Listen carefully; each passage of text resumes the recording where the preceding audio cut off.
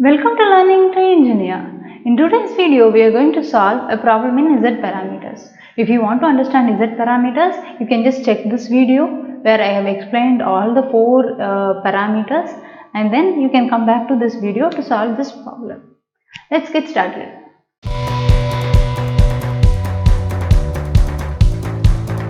We have to find out the four Z parameters of this network. A similar video we have seen in the introduction course of two-port networks. So now we will find out the Z parameters. Z11 is equal to V1 divided by I1 when I2 is 0. So we are open circuiting the output port in this case.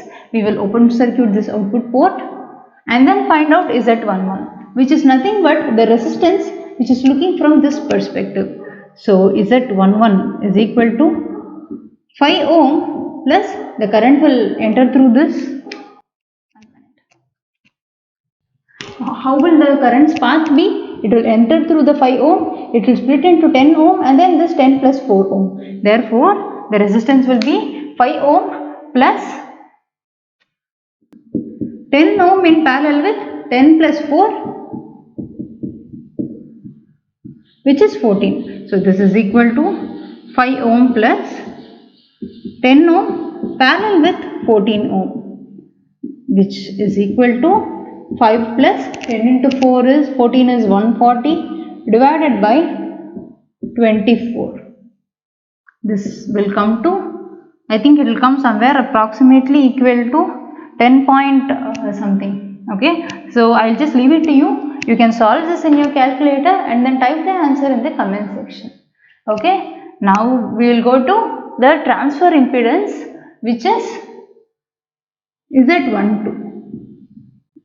Z12 will be V1 divided by I2 when I1 is 0. Okay, so let's find Z12. Now, in this case, we are open circuiting the input port. Why? Because we have to make I1 as 0. We have open circuited this port. So, where is the supply coming from? It has to come from port 2 by I2. Consider that we have this current source I2 which is supplying power to this network. So 5 ohm has no meaning because no current is going to go through this 5 ohm resistor. I2 will be entering the circuit, it will split into this 4 ohm and then this path. We want V1, right? What is V1? V1 will be the current through this 10 ohm resistor multiplied by 10. We will find out this by using current division rule. Okay? By using current division rule, we can find out the share of I2 which is passing into this 10 ohm.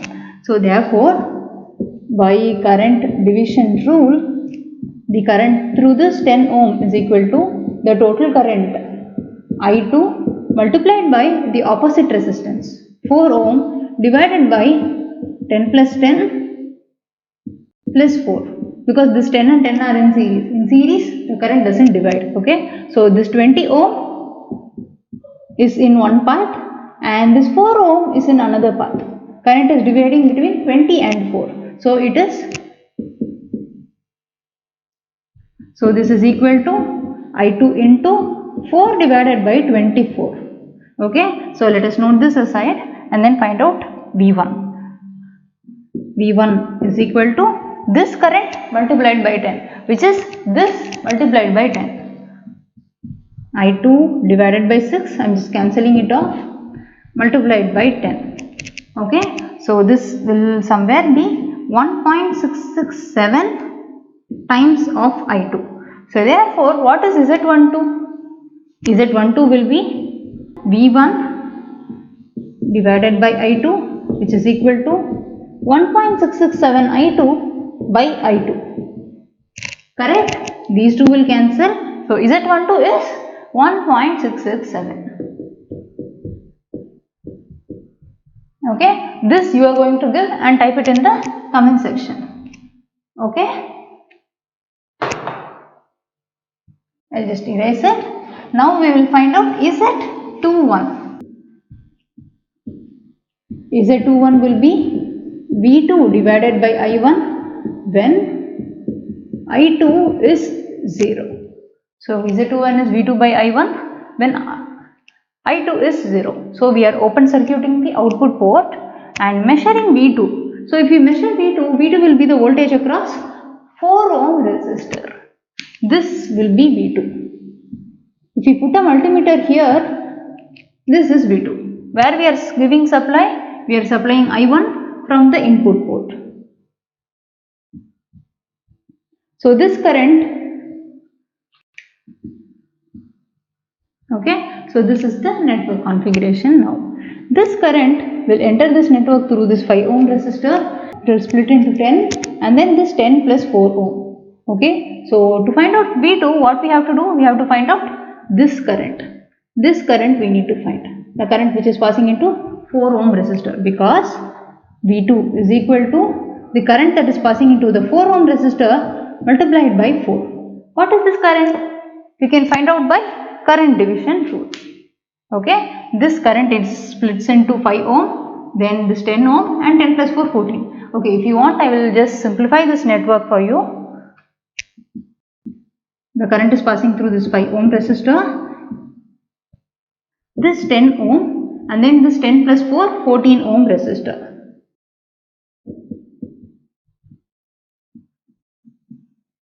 Okay, we have to find out this current. This is I4 ohm. Okay, we have to find out this current. So by current division rule we can find out that. By current division rule, the current through the 4 ohm resistor will be, we are sending I1, right? Okay, so what is I4 ohm? The total current, which is I1 multiplied by 10 divided by 24. Okay, let us have this aside and then find out V2. V2 is equal to the current through the 4 ohm divided current through the 4 ohm multiplied by 4, which is I1 into 10 divided by 24 multiplied by 4. So what is Z21? Z21 will be V2 divided by I1 when I2 is 0. So when I2 is 0, this is what is V2, I'm sorry, this is not V1, this is V2. This is equal to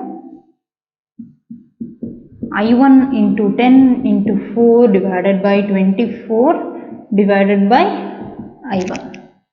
Okay. So what is Z21? I1 and I1 will cancel. So this will be somewhere close to 1.667. So Z21 and Z22 are same, which is 1.667 ohm. Okay. Now we have to find out Z22. Z22 will be the output impedance. Okay. This is V2 and this is I2. Okay. What is Z22? Z22 is equal to V2 divided by I2 when I1 is 0. Okay. Yeah. So when I1 is 0, no current will be passing through this. We are passing the voltage V2 through the output port or the second port. Okay. So the impedance that is faced from this perspective by this source is Z22 or the output impedance. Z22 will be 4 ohm in parallel with 10 plus 10. Okay, no current will pass through this 5 ohm because we are open circuiting this input port. So Z22 will be 4 ohm parallel with 10 plus 10 20 ohm. This is equal to 480 divided by 24. Are you getting the same answer? Okay, so Z22 is equal to 3.33 ohm. This is actually a very simple problem in finding Z parameters. The Z matrix is equal to Z11 you have to find and then fill it here. I will just leave the job to you. Z12 is 1.667, Z21 is 1.667 again, Z22 is 3.33. This is the Z matrix. Okay. Now I am just going to give you an exercise. For this same two-port network, find out the Y parameters. Find out the Y parameter matrix of this two-port network. Okay, and verify if this Z parameter matrix is the inverse of your Y matrix. Okay, I want you all to do this activity and then type your answer in the comment section. So in the next video we will solve one more problem, a bit trickier one. Tricky is not the correct word, I should say. We will just solve one more problem to understand the concept better. Okay, we'll have a problem where we have dependent sources. We will have one dependent source, one dependent current source, and then one dependent voltage source. So see you in my next video. Thanks for watching.